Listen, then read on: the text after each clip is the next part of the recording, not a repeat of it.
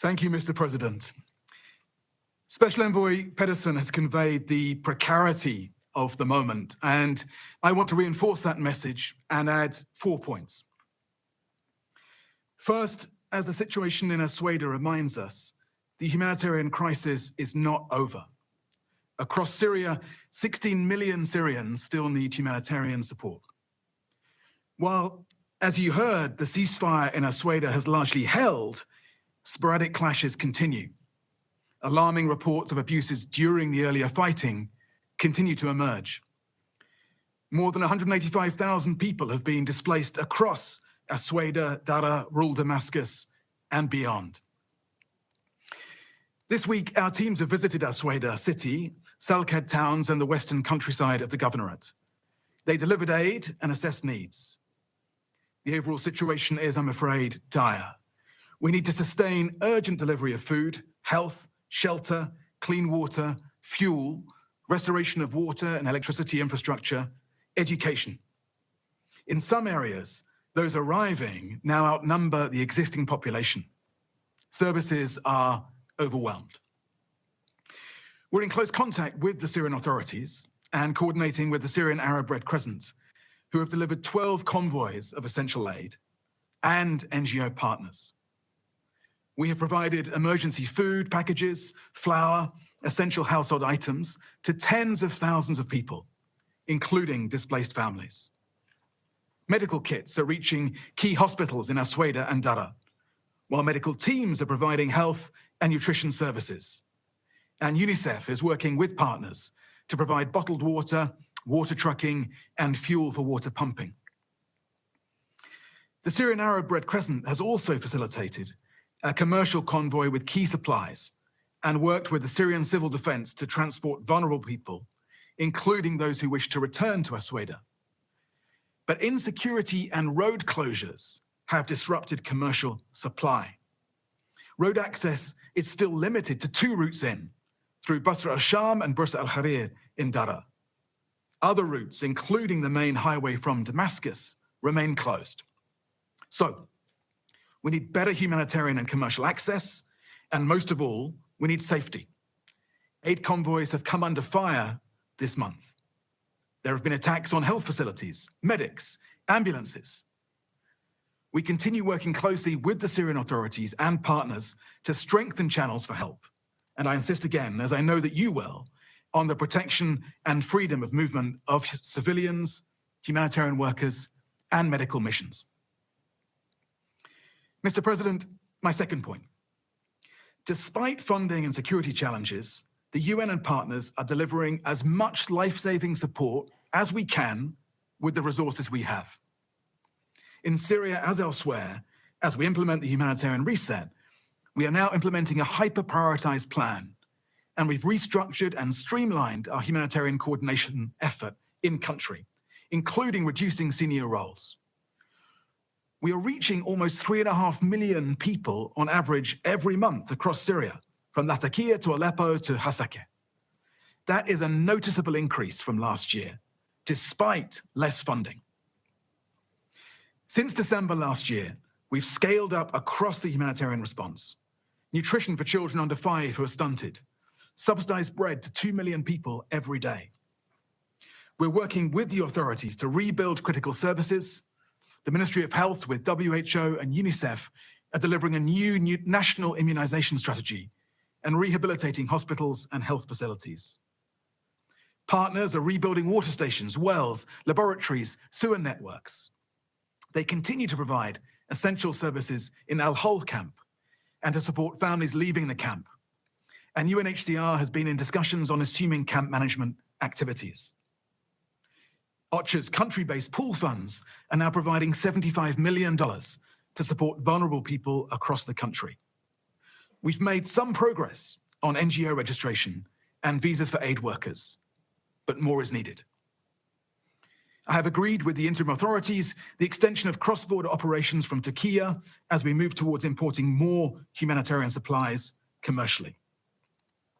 The Lebanese and Jordanian crossings are open and functioning well, with work towards 24-hour access. But And this is, of course, my third point. Without more funding, we won't be able to sustain these vital efforts, let alone expand them to more people who need them. The humanitarian appeal for 2025 is only 14% funded. Aid cuts are projected to lead to staffing cuts of at least 40% across the humanitarian community in Syria, with NGOs hit hardest. 16% of health facilities have suspended or reduced capacity due to the cuts. So, I want to thank all donors who have generously supported the humanitarian response, led at the moment by the EU, Germany, and Canada. And I want to call on all donors to keep supporting Syria and to disperse the generous pledges made at the Brussels conference back in March. Funding cuts are affecting our operations everywhere, of course, but among our 10 largest country appeals, it is the Syria appeal that's the lowest figure. And this is despite these hyper-prioritized plans having reduced the overall ask by nearly $1 billion compared to last year. With more resources, or even the funding that has been repeatedly promised, we can get critical medicine to 1 million more people each month. We can restore water services for an additional 5 million people. We can expand services for people returning to their home areas. We have also worked with partners and in consultation with the interim government to develop a plan to respond to the severe drought-like conditions that Syria is facing. As part of our broader appeal for critical support for food, agriculture, clean water, and health services to 4.3 million people who are most affected. This is, I'm afraid, the worst drought in over 3 decades and an ominous indicator of needs to come. Alongside funding, we also welcome the easing of sanctions by the US, EU, and UK, which opens up potential for vital investment and could reduce humanitarian needs. But the impact of that will take time. Complex legal environment that still continues for humanitarians continues to impede our work. Humanitarian carve-outs help, so I hope that we can extend those exemptions. Finally, Mr. President, while we surge humanitarian support, we need investment in longer-term support for development and reconstruction that will allow the people of Syria to reduce and ultimately end reliance on humanitarian aid. So I also strongly welcome the diplomatic progress made by Jordan, Turkey, the United States, France, countries from the region, and the Syrian authorities. This is a firm foundation for a much-needed shift from a humanitarian-led approach to a stronger development trajectory. The Syrian people do not want to depend on humanitarian help. So announcements of new investments in infrastructure and energy supply are encouraging, not just in their own right, but also as a signal of confidence from the region and beyond. The international community must help translate this momentum into tangible improvements in people's lives by delivering on those planned projects, by taking additional concrete steps on sanction relief and investing in infrastructure. Such initiatives and investments are essential as more than 2 million Syrian refugees and internally displaced people have returned home since December last year. Let me amplify again the call from my colleague Filippo Grandi, High Commissioner for Refugees, following his mission to Syria 2 months ago, where he asked for more support for those coming back. As he said, returns will prove short-lived without increased international support. Mr. President, the international community and this Council has been clear that we must shift the momentum away from the years of hardship and destruction towards recovery and hope. That means sustained commitment, patient diplomacy, and a relentless focus on delivery and implementation. The people of Syria do not need us to be commentators and problem observers.